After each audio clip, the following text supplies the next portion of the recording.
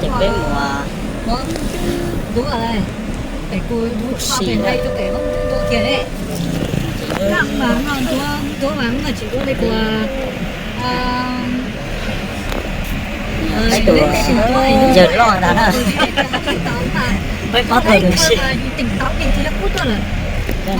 mấy bắp bằng một vị một xíu à chờ nó tới mà nếu rồi sẽ nắng để cái bắp ở mông phim cũng trong không có xíu này từ nhỏ đi lột da hơi đây đi lột da hơi đây từ nhỏ đi lột cùng nữa bây giờ tổ cho thêm nữa sẽ là suy do thế này thì lúc mà 5 giờ 54 á là hết chưa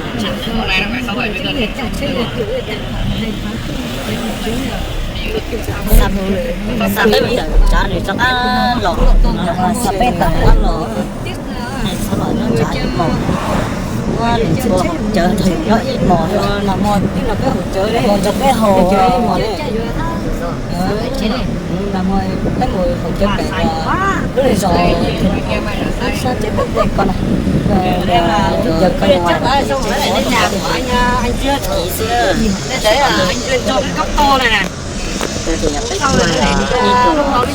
cái tề tổ nó đi qua không nếu điều còn hát nhiều quá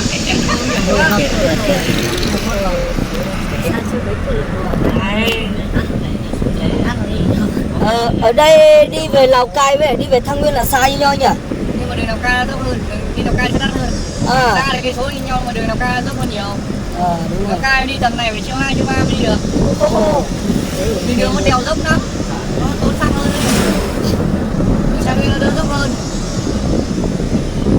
Sang đi xem món này.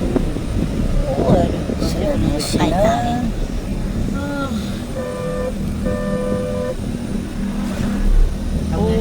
Sao chứ nó là chỉ bắt cá lại không?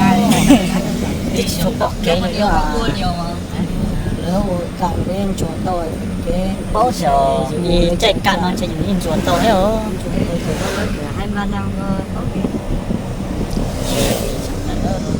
Ở trên xe bảo cái đồ điện cờ là tí xe nào á nhỏ. Cũng chơi xong nơi bật nhau mà anh chơi chia rồi tận tháng 11 12 rồi.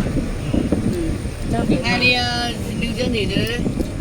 Rồi em đi uống rượu rồi. Đây với cô dẫn đi xe máy. Vui nhỉ đấy đúng không? Đi xe máy làm gì?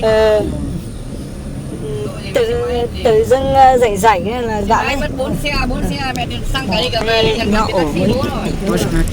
Lại sợ mai là xe rượu về ấy. Thì chồng này nó xem này. Mai bây giờ về. Mai có gì thì con sẽ đón. Đúng rồi, mai nếu mà được thì để bảo anh Xuân đón nhỉ? Cứ bằng tiền từ anh xuống. Đấy kiểu như vậy em cũng sẽ về taxi về đấy thôi mà. Đi sao về mà hôm nay xuống bao nhiêu thì hôm sau thì lại cũng như thế. Kiểu sợ anh không ấy thì anh cứ ở trên chơi chạy đấy, giờ không anh chạy về giờ. Chạy về mai xuống đón gọi trước hơn tiếng là ok. Đúng rồi. Anh em định về gọi trước tiếng hơn tiếng là. Mai thì chắc tầm khoảng 10 giờ có mặt đấy là được nhỉ? Anh đi tầm 9 giờ là nó hợp lý. Thì mai thì xem cái nào biết đâu chơi vui hơn 1 giờ về sao đúng không? Không, quyết định là trưa là phải về.